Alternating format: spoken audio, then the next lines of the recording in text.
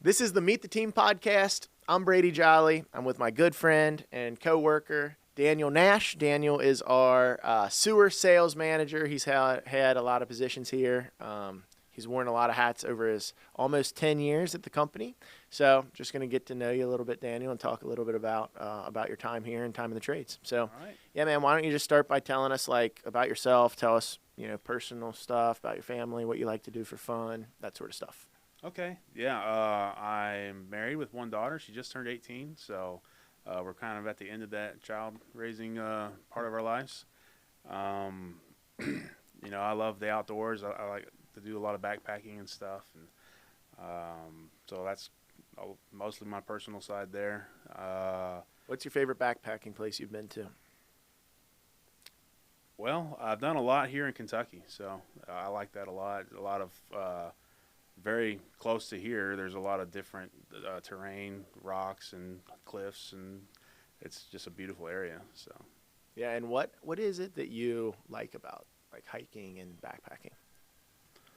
I think it's just a way to experience the outdoors where you're not like doing it from your backyard and you have all the amenities of home. You're actually in it versus just looking at it.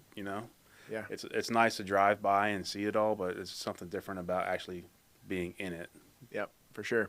I know you won't give yourself a shameless plug, so I will. You got to check out Daniel's YouTube channel. It's good stuff. YouTube channel with Got a couple videos on there. with the hiking stuff. I've tuned in a couple times. It's awesome. Thanks. Yeah, man. So tell us about why you got into the trades, how you got into the trades, that whole story. I know it started a long way away from here. So tell us about Yeah. So it's honestly just hit 21 years of plumbing right now. it. Wow. So in reality, I was a young man about to get married. I needed a career. I was working at a hardware store at the time, and my to-be father-in-law was like, "Man, you should probably get in the trades. Look for trades." So I started looking for trades. Kind of looked around, was thinking maybe electrician was what I wanted to do, not really knowing what all was there, but I had an opportunity to get a plumbing job. My uncle knew a guy who owned his own business, and so talked with him, got a job, and it wasn't long before I knew it was like, hey, I, I lean towards being good at this. It seems to be a good fit for me. I have the aptitude for it. Long term, it's there. I just starting the job, not being sure, quickly turned into already being in it for 2 years. Was coming up on time to be able to get a license, so I got my license and said, "Hey, I've already put this effort in." Just And to stop you, stick that with was it. that was in the state of Florida, right? That was actually in the state of Kentucky. Oh, that was So, Kentucky. Then you moved to Florida. yeah, Okay. I am from Florida originally, but when I first got married, we thought Kentucky would be a good spot to start, so we got up there.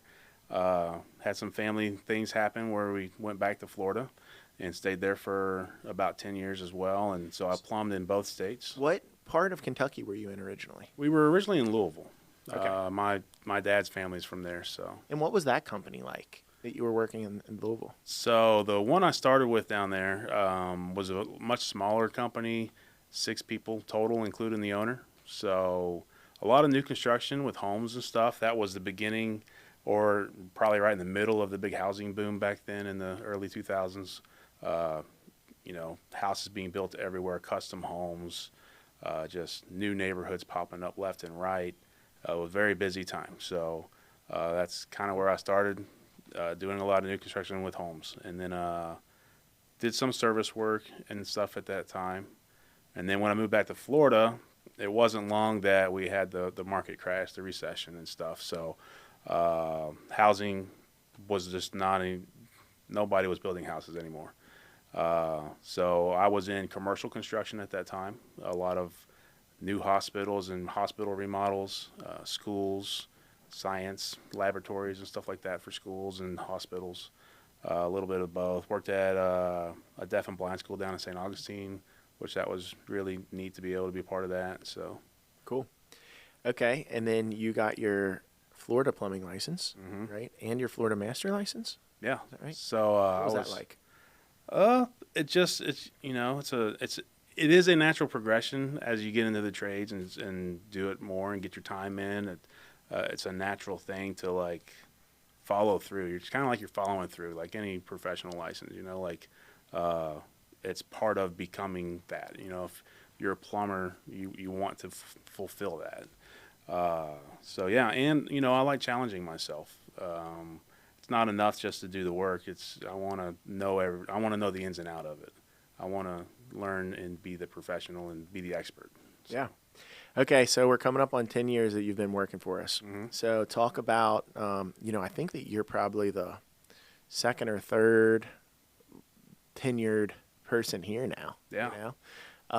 Talk about what it was like, what Jolly was like when you started here. It was definitely different. I could tell leadership-wise that the leadership cared. You and your dad at the time. That you guys did care, but work had to get done. There was a lot of turmoil at the time with things changing. There was a time of transitioning from your dad to you. So and I could see that, but it's still like I said, the leadership reasons is what kept me here. Yeah. Well, I'm super glad you stuck it out because I know your first day was a little rough. Tell us, we won't name who you were riding with, but tell us what the guy said to you the first day that you were riding. Wow.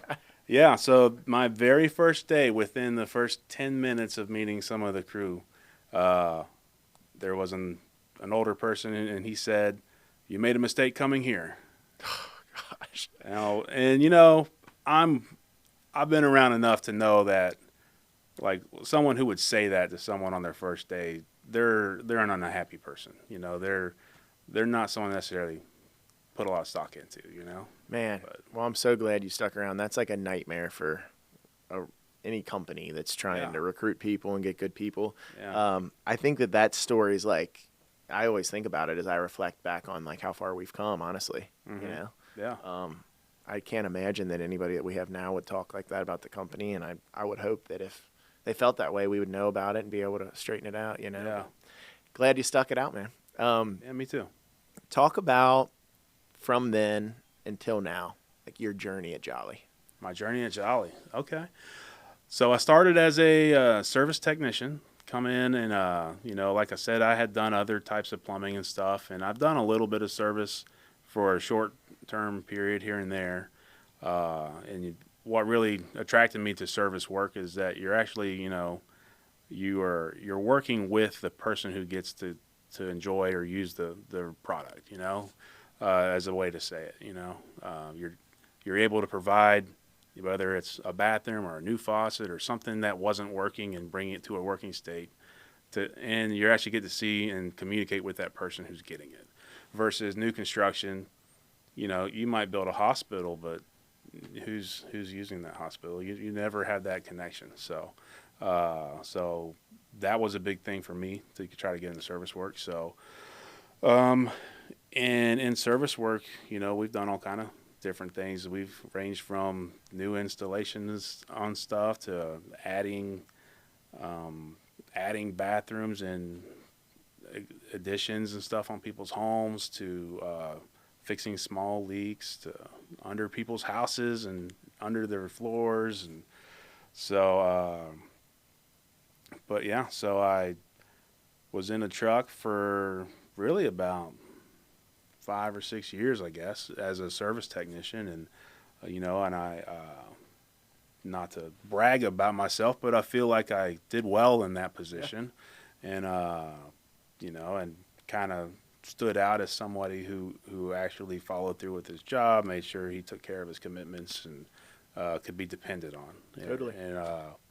And to me, that's a big part of any job, really, but like especially what we do. Like, people need their plumbing. It is a very important part of our civilization, really, plumbing. So it keeps us healthy, it keeps us safe and protected, and so I take that very seriously. We are trying to not only get water to people, but they need water to drink. They need clean facilities. They need waste taken away from them safely and properly, safe for the environment. So I take that very seriously, and that's another aspect of the job that I've always loved. That it's important, it's necessary, it's needed. it's not it's not a brand new technical device, that piece of technology that might be Sure. outdated in 2 years, so. Yeah. So you, 6 years, you were in a truck, about 6 years, then you transitioned into management. Now I transitioned to management. You were our first ever, we call them business unit managers, but you were our Yeah. first ever manager, really. Mm-hmm. And you took over the service department at that time. Yep. So talk about that's a very challenging jump. We've seen it time and time again. We've seen it work and we've seen it not work. Yeah. I think it takes a special person to be able to make it work. It's a whole different set of skill set. It's a whole different skill set. Just because you're a good plumber doesn't mean you're going to be a good manager, right? Yeah, for sure. Talk about what that transition was like for you, the challenges, the things that you liked, and why ultimately you wanted that for yourself. Okay. So I mentioned earlier with just licensing and stuff, I do like to challenge myself. I want to better myself. I want to, if there's something with me that is a weak area, I want to improve that area. I just want to find ways to improve myself. So I think that's why the challenge of becoming a manager attracted me, because I knew I didn't go in thinking that I had it all figured out and I was going to do awesome. I kind of went in with, I'm going to try this. I'm going to do my best at this. I know I've got places that are going to be struggles, and I'm going to figure out what they are, and I want to excel at that. So definitely was a hard transition. I went from being friends with my coworkers to now managing a lot of my friends, and that's a hard transition. Anyone who's ever done that, I'm sure, had similar experiences where people that you thought were going to be by your side and be friends, suddenly it was a challenge, communication between each of you,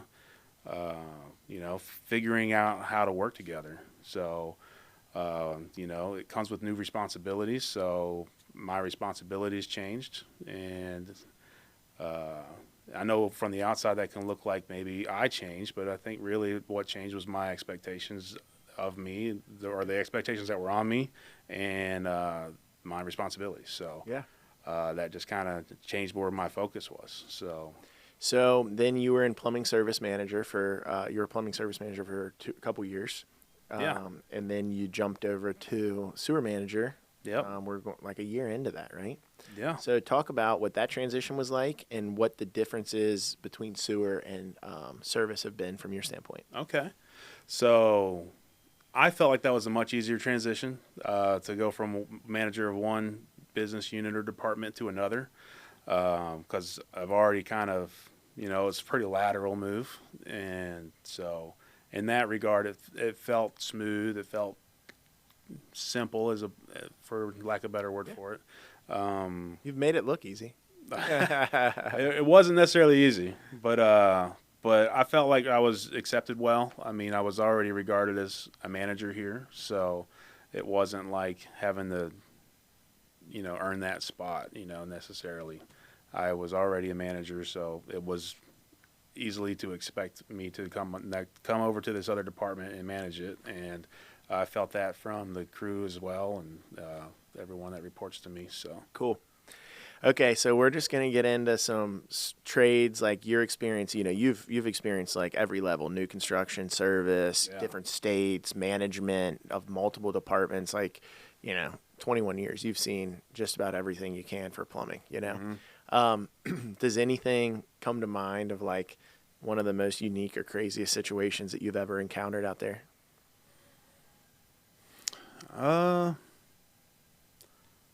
been racking my brain thinking about that in the past too. The one story I can think of that always stood out to me because it was extreme. It was an extreme situation with I think there was a particular person who lived in a home and was starting to have like some physical complications and stuff and mental complications, and they ended up having to like put her in a home.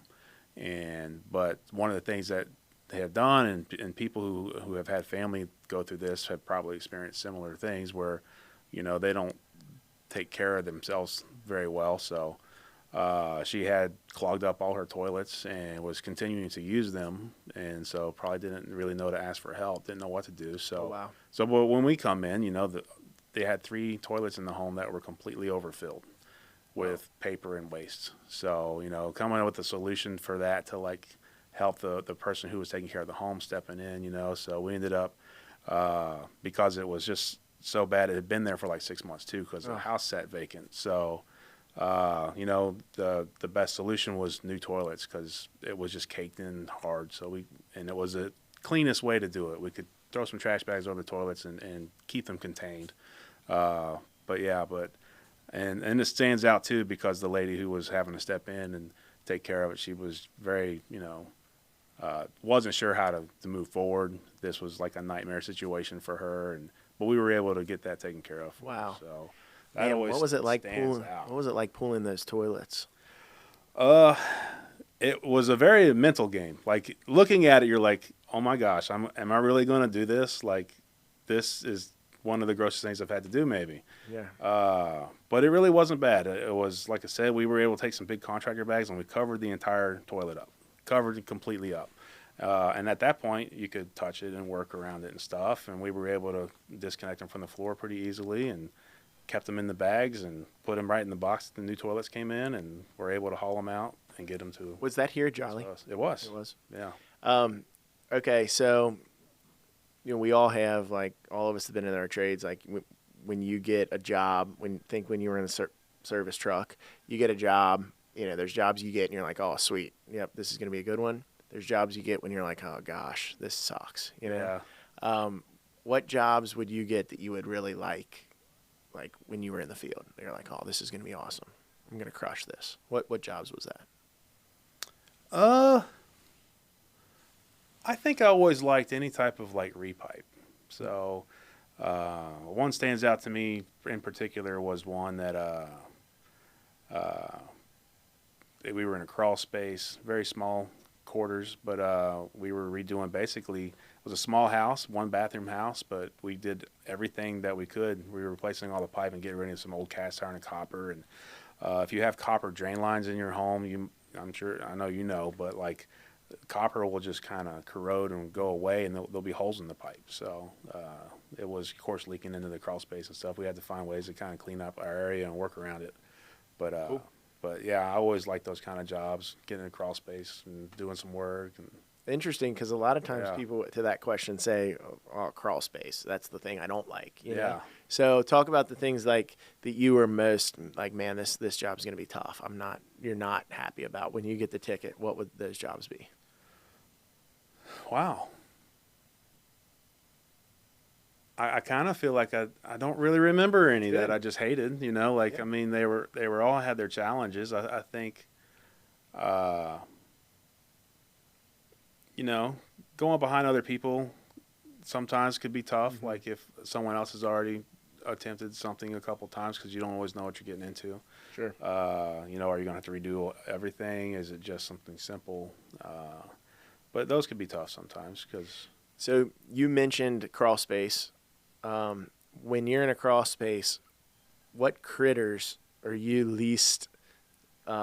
you least like to see in the crawl space? Okay. I don't recall seeing too many. I know a lot of people are afraid of snakes. Never bothered me. I actually like snakes. So the weirdest things are always like spiders. The house centipedes are creepy. Mm-hmm. And then we have up here, they're camel crickets or something, or cave crickets, I Yeah. think. They're just a really weird looking cricket, and they would be, you know, you'd find a spot with like 100 of them in one spot, and it's just like, why are these here, you know? Well, when I ask that question, usually everybody has like one thing: snakes, spiders, whatever, skunks, you know. But you're a wilderness man. I knew that you probably wouldn't care too much about that. No. So that's cool. Okay, cool. Well, talk about like the plumbing industry in general, man. Like, I know you've seen it change a lot. Yeah. Both with like even the type of work and the technology, and then even just like what's going on in our industry with the size of companies and what companies do, multi-trade, multi-location, huge companies that we're seeing now. Like, what do you see? What do you look forward to? What do you see? Like, how do you see the future going in the industry? Yeah, it's definitely been neat. You know, when you first start in a trade, you hear the people who have been in the trade, they get labeled the old timers, and they're telling you stories about the way things used to be, and now it's coming around where I'm like, I'm becoming the old timer. I've seen the things that the technologies that are old that I didn't even do or that are gone. That now I'm seeing the technologies that were very prevalent when I started. They still exist today, but think in 20 years I'll be talking about. Remember when we used to solder copper pipes? Remember when we used to do this? And I foresee that a lot of that technology going away with a lot of the new stuff that's come out. So Yeah, it's like soldering is going to be like how my parents or my dad, and a lot of the old timers talk about like lead pours back in the day or something. Yeah, exactly. So like all the lead work, there's so much work that was done in lead back in the day that there's only a little bit of that technology that is still performed today. Yeah. There's so many aspects of it that are gone. So you talked about your licenses. So and how I know you really enjoy that. You're like one of the guys that people here go to. You're the guy people go to learn about. They want to get their Ohio license. They want to get their Kentucky license. Like, you're the guy, Tell me, list your licenses that you have or have had, whether they're on the shelf or whatever.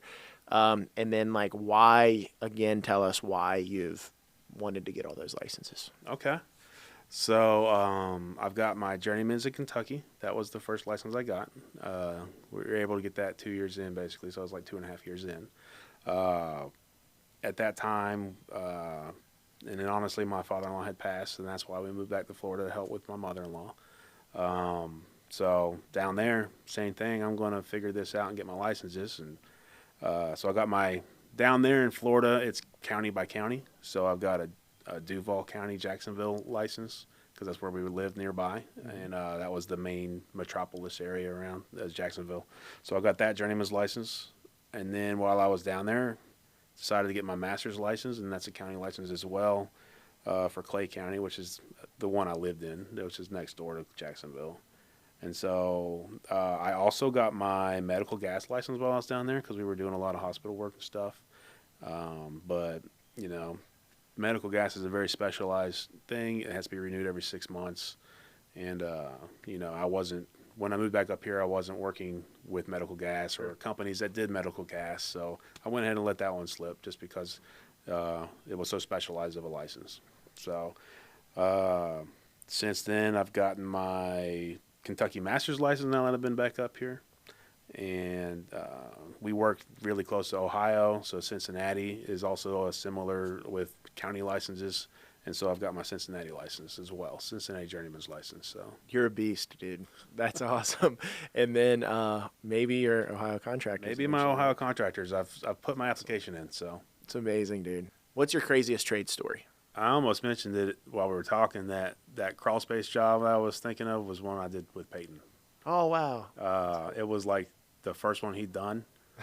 So it was his first day. I think it was like his first or second day. I remember getting pictures from that one. Yeah, and I was like, all right, buddy, you're going to see what real plumbing is. I threw him in a crawl space, and they said, here's some nasty, nasty cast iron pipe. Haul this out and load it in the truck. And, But cool. I think he liked it. I remember that standing out. So that's cool. Does anything come to mind for the craziest thing you've ever seen in a drain or pulled out of a drain? So one time I was shocked I got it out with a closet auger, which is just a little hand tool we use. I pulled out an entire lotion bottle out of a toilet. Wow. And then another time I went to a customer's house, and if you're not familiar with the closet auger, it's like a hand tool with a little 6-foot cable, 3-foot cable on it.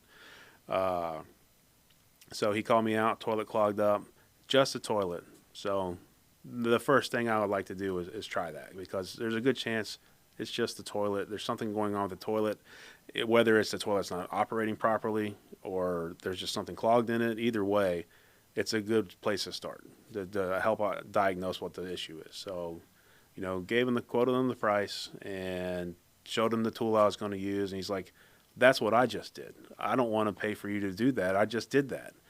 And I was like, well, I understand that, it's still no matter what we're going to do, I think this is the best first step to determine what's going on. So if this doesn't do any good, we'll wipe this price off and we'll go to the next one. And he kind of was like, okay, that's fine.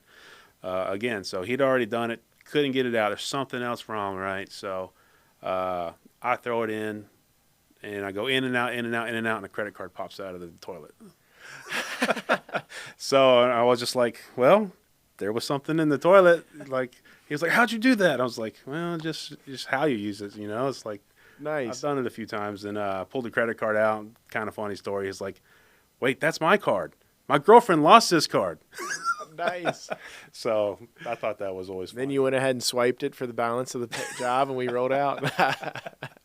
That's awesome. Yeah, but that always stood out because, you know, I don't know why exactly, but, you know, it's always nice when, you know, people kind of have doubt in you, and it kind of follows through. One of the early slogans that Dad was going to adopt for the company, I don't know if you've ever heard this, it was, "We repair what your husband fixed." I have heard that one before, but I didn't know it was one of the ones we considered. Well, dude, you are the man, Daniel. You're consistent. You're humble. You're a jolly legend, man.